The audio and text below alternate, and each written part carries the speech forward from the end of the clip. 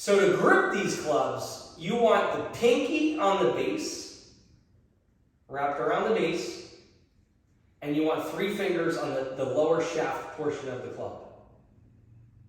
Okay, so it's going to look sort of like that. Can you see me there? There's a thing called casting. And I want you to think of it as like you have a fishing rod in your hand and you're kind of casting the club out into the index finger like that. So when I do this, I'm throwing the Indian club into the index finger, using the pinky as my base, as my anchor, and then I'm bringing it back to my full grip position. So cast it, bring it back. Cast it, back. Now when I do it this way, you'll notice my wrist is neutral. So it's not this, it's not like this. It maintains this alignment from my elbow through my fist all the way to the end of the club. So I want you to act as if you're casting a fishing line out, like that. So it has to move freely within the hand. Okay, no tension at all. Does that make sense? Now, it's going to feel awkward because, you might not be used to using these fingers, right? You're so used to gripping something hard, like a bar or a kettlebell or something. Now I'm telling you to relax these fingers and really utilize the pinky, the index, the ring finger, which is not typically what we do, right? So there's going to be some challenge to that. And you're going to feel a difference between the right and left side, big time. You might. Most people do. So, but I want you to get comfortable casting. Now, the reason why we don't grip it like this is because here, grip the club like this first off, and then try to cast again. What does it feel like in your wrist? Now, it doesn't work. It doesn't work because it pulls the wrist, the elbow, and the shoulder. Everything pops out. Okay? I need that club to move freely within the hand with no restriction. And that's why I like using wooden clubs, because they move a little bit smoother within the hand than like a plastic club or a metal club. When you are resting, or you're teaching this to your student, as the coach, as the teacher, there's some rest positions that you need to know. So one of them is where you're just resting the club like this, right in the cradle, like you're cradling the club, 2 hands around the base like this. So if I'm instructing, I'm teaching it this way. You can also hold the club this way. So the index finger is holding it and it's kind of behind you, out of the way. Okay? Your other version could be like this, where my thumb and my index finger are around my waist. So it's out of the way. I prefer this method. Right? So what I want you to avoid is, when you're teaching somebody, I don't want you doing this and just moving the club around. It doesn't look good, it's not professional, and it doesn't keep with the integrity of club swinging. All right, you don't see videos of people doing this when they're teaching 50 to 100 people. Okay, they're all very uniform in this posture, shoulders back, chest open. Okay, so this is how I want you to hold the club, and you're going to teach your students to hold their club like this when they're resting and listening. Okay? Next is the home position. So you're going to do the same grip, and now you're going to hold the club like this, almost like a kettlebell rack position.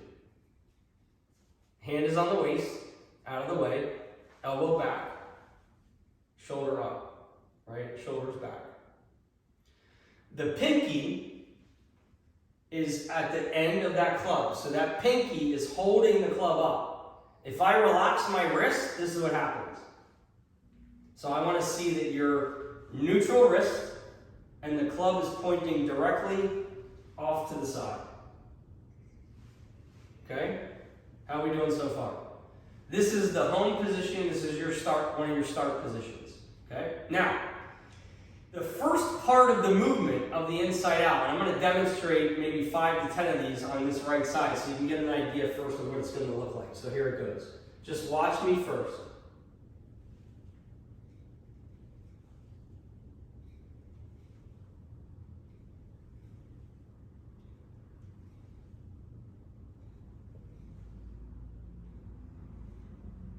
So you see this circular pattern that I'm creating.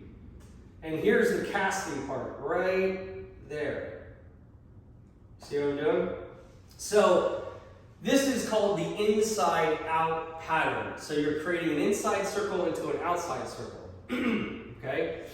Just looking at the pattern itself, how do you, or why I should say, why do you think this would be beneficial for people with postural issues? Just thinking about this pattern itself and what's going on with the arm. What do you think? It's all about shoulder mobility. It's shoulder mobility, but also this movement right here is doing what to that shoulder girdle? You're fighting every single rep you do here is opening and pulling the shoulders back to where they're supposed to be. Right? So if we do a lot of pressing movements and horizontal pressing, push-ups, this is why I did it right after the push-up. But all these movements where you're here, eventually your chest is going to start to develop and the shoulders are going to start doing this if you don't fix it. So we need something to counter all the pushing movements. Yeah, Marco.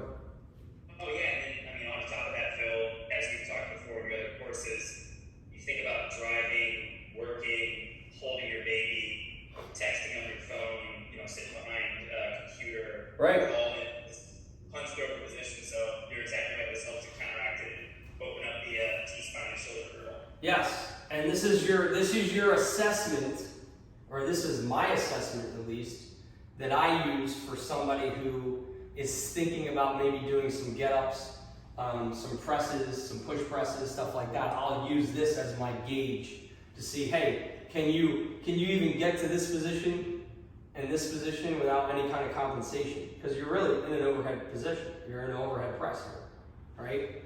So it's a really good assessment to figure out where you're at. Okay, so now let's start the movement. I want you to do it with your hand first. So just park put your club resting in the other arm, and you're going to start in this home position. And what I want you to think about doing is I want you to think about taking your fist and just kind of wrap it around your ear, almost like you're taking your hair like this and you're slicking it back and you're opening your elbow right here. Yep. Then extend it out like you're in a V, like you're yawning, really reaching up, and then follow it through all the way back to home. Okay? So it's almost like this inside movement that starts with the elbow, right? You start it with the elbow and it wraps around the ear, flaring the elbow out, and then extending up as you're reaching or stretching overhead. Okay? So that's the movement itself. Now let's get the club in your hand. Hand on the waist. And so now you're going to take the bottom of the club and you're going to aim it around, you're going to kind of wrap it around the ear and flare that elbow out. So at this point right here, it should be slightly above your head. And when you do it right, and you really open up that elbow, you're going to feel that shoulder girdle back there just engage in a way that you probably haven't felt before. Now when you're here, right, this is what it should look like from behind. So my wrist is not here, bent, it's straight. Okay? From this position, I'm going to push the bottom of the club out, and then I'm going to let it fall, and eventually it's going to fall into my index finger. I'm going to keep my palm open the whole time, right about where midline is, which is about here. I'm going to turn it, bring it right back to the home position. So we're going to initiate with the bottom of the club and the elbow here. It's going to wrap around the ear. Pause. Make sure your wrist is straight. Extend the club up really high, and then just let it fall. Back to home.